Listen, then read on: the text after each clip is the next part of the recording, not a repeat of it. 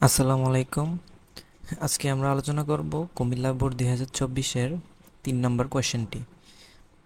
কোয়েশ্চেনটা দেখো কি বলছে, যে এই কোয়েশ্চেনে একটা ডায়াগ্রাম দেওয়া আছে, যে ডায়াগ্রামে একটা হেলানো তল দেখতে পাইতেছি আমরা।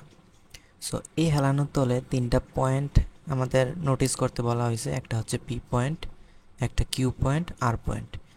হেলানো তলটা ভূমির সাথে 30 ডিগ্রি অ্যাঙ্গেলে ইনক্লাইন্ড অবস্থায় আছে, এবং এই হেলানো তলে পি কিউ আর যে পয়েন্টগুলো সেগুলো ভূমি থেকে কত উচ্চতায় আছে সেই মানগুলোও আমাদের বলা আছে। সো আমাদের গতে কি বের করতে বলছে, যে পি বিন্দুর বিভব শক্তি নির্ণয় করো। সো এটা তো সবচেয়ে ইজি ম্যাথ, যে পি বিন্দুর বিভব শক্তি আমাদের যেহেতু বের করতে হবে। সো আমরা চিন্তা করি বস্তুটাকে ভূমি থেকে কত মিটার উচ্চতায় রাখছে, 50 মিটার উচ্চতায়। সো একটা নির্দিষ্ট হাইটে যদি আমরা রাখি, তাহলে আমরা জানি বস্তুর ভিতরে বিভব শক্তি সঞ্চিত হয়। সেই বিভব শক্তির ইকুয়েশন কি, এম জি এইচ। ঠিক আছে, সো এম ভরের মান দেওয়া আছে, বস্তুর ভর 5 কেজি, অভিকর্ষ ত্বরণ তো আমরা এখানে জানি, আর এইচ এখানে কত হবে, 50 মিটার, যেহেতু পি বিন্দুতে বলছে। সো জুল এককে আমাদের বিভব শক্তির মানটা বের হয়ে গেছে। ঠিক আছে, এটাতে গেল গ পার্ট। গ পার্টটা ইজি ছিল। ঘ পার্টে দেখি আমাদের কি বলছে, কিউ এবং আর বিন্দুতে উদ্দীপকের বস্তুটির মোট শক্তির অনুপাত এক অপেক্ষায় বেশি হবে কিনা সেটা দেখাইতে হবে আমাদের। অর্থাৎ আমরা তো পি পয়েন্টে বিভব শক্তি বের করছি, এটা তো ফার্স্ট ফার্স্ট ম্যাথ গেছে। সেকেন্ড নাম্বার আমাদের বের করতে হবে কিউ পয়েন্টে আর পয়েন্টে শুধু বিভব শক্তি না, বরং টোটাল শক্তি অনুপাত একের থেকে বেশি হবে কিনা, অর্থাৎ টোটাল শক্তিটাই বের করতে হবে 2 পয়েন্টে। সো কীভাবে বের করতে পারি, আমরা যে পি পয়েন্ট, কিউ পয়েন্ট বা আর পয়েন্ট, যে কোনো একটা পয়েন্টের জন্য প্রসেসটা যদি দেখাই তাহলে বুঝতে পারি আমরা, তাহলে অন্য পয়েন্টেরটা ইজিলি আমরা বের করতে পারবো। আচ্ছা, প্রথমে চলো আমরা কিউ পয়েন্টের জন্য একটু হিসাব করি, যে কীভাবে আমরা কিউ পয়েন্টের টোটাল শক্তি হিসাব করতে পারি।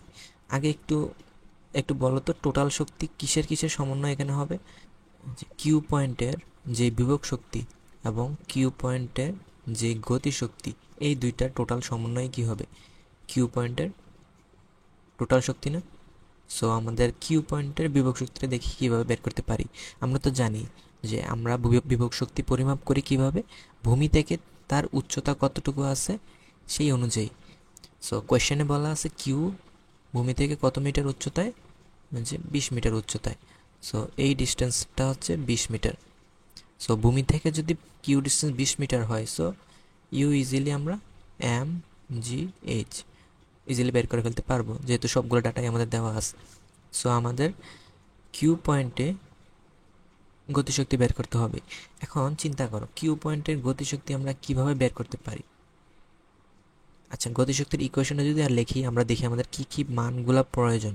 হাফ এম ভি স্কোয়ার, অর্থাৎ আমাদের গতিশক্তি বের করার জন্য শুধুমাত্র ভেলোসিটির মানটাই দরকার কিউ পয়েন্টে। যদি কিউ পয়েন্টের গতিশক্তি দরকার, কিউ পয়েন্টের ভেলোসিটি দরকার।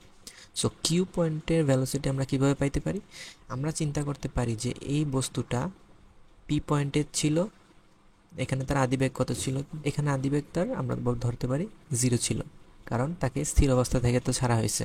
তো স্থির অবস্থা থেকে 0 থাকলে এখন, আচ্ছা এখন একটা কথা বলো তো, সে এই পয়েন্ট থেকে এই পয়েন্টে কিভাবে আসতে পারছে, তাকে তো কোনো বল প্রয়োগ করে না এখানে, তাকে তো কোনো আমরা রেস্ট অবস্থা থেকে ছাড়ছি। অবশ্যই তার যে ওজন নিচের দিকে যে কাজ করছে এমজি, সেই এমজি একটা উপাংশ এই দিক বরাবর কাজ করবে, যে উপাংশের কারণে সে কি নিচের দিকে পড়া শুরু করবে। ঠিক আছে, বিষয়টা বোঝা গেছে। এখন চিন্তা করো, আমরা যদি জিনিসটা এভাবে চিন্তা না করে, আমরা যদি এটা চিন্তা করি যে নিচের দিকে বরং তার ওজন না, বরং অভিকর্ষ ত্বরণ কাজ করতেছে নিচের দিকে, কারণ এই পুরা সিস্টেমের ভিতরে অভিকর্ষ ত্বরণ ছাড়া আর কোনো ত্বরণ নাই, যার ফলে সে এখান থেকে এখানে, এখানে এই যে সরণটা হইতেছে এই পথগুলোতে, এই জি ব্যতীত আর কোনো ত্বরণ এখানে বাইরে থেকে নাই। সো যেই যেই মুভমেন্টগুলাই তার হইতেছে সবগুলা এই জি এর একটা অংশের কারণেই। সেই অংশটা কত সেটা আমরা কিভাবে বের করতে পারি, চিন্তা করো, এটা যদি হয় 30 ডিগ্রি, এই কোণটা কত হবে, অবশ্যই 60 ডিগ্রি, বুঝতে পারতেছো।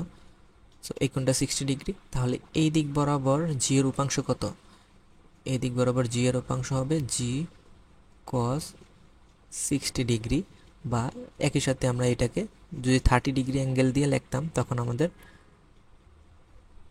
সাইন 30 ডিগ্রি লেখা লাগতো। সো জি কস 60 ডিগ্রি বা জি সাইন 30 ডিগ্রি। এটাই হচ্ছে এই বস্তুটা যে এই পথগুলো দিয়ে নিচের দিকে বেয়ে নিচে নিচে নিচে নিচে নেমে যাইতেছে। সো এই নিচে নামার জন্য এই ত্বরণটাই তার উপর কাজ করতেছে। সো এই ত্বরণটার মান কত? জি সাইন 30 ডিগ্রি। সো আমরা এই বস্তুর আদিবেগ জানি, ত্বরণ জানি। এখন ভ্যালোসিটির ডিরেকশনটা কোন দিকে? বস্তুর ভ্যালোসিটির ডিরেকশন এইদিকে, বস্তুর ত্বরণের ডিরেকশন আমরা যে উপাংশটা বের করছি সেই উপাংশের ডিরেকশনও একই দিকে। সো আমরা এখানে একমাত্রিক গতির যে equation V square is equals to U square plus 2gh, এই ডেফিনেশনটা ইউজ করতে পারি। সো এই ডেফিনেশন যদি আমরা ইউজ করি, সো আমাদের কিউ পয়েন্টের ভ্যালোসিটি দরকার শেষ বেগ, তো শেষ বেগ হচ্ছে রোটোবার, আদি বেগ তো 0। সো 2gh, তিনটা ভ্যালু এলে আমাদের লাগবে। এখানে এইচ কি?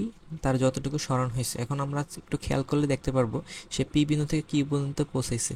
সো তার এই যে স্মরণটা হয়েছে, এই স্মরণটা আমাদের বের করতে হবে। সো এটা বের করার জন্য আমাদের একটা কাজ করতে পারি। চিন্তা করো, এখানে যদি আমরা একটা ত্রিভুজ চিন্তা করো।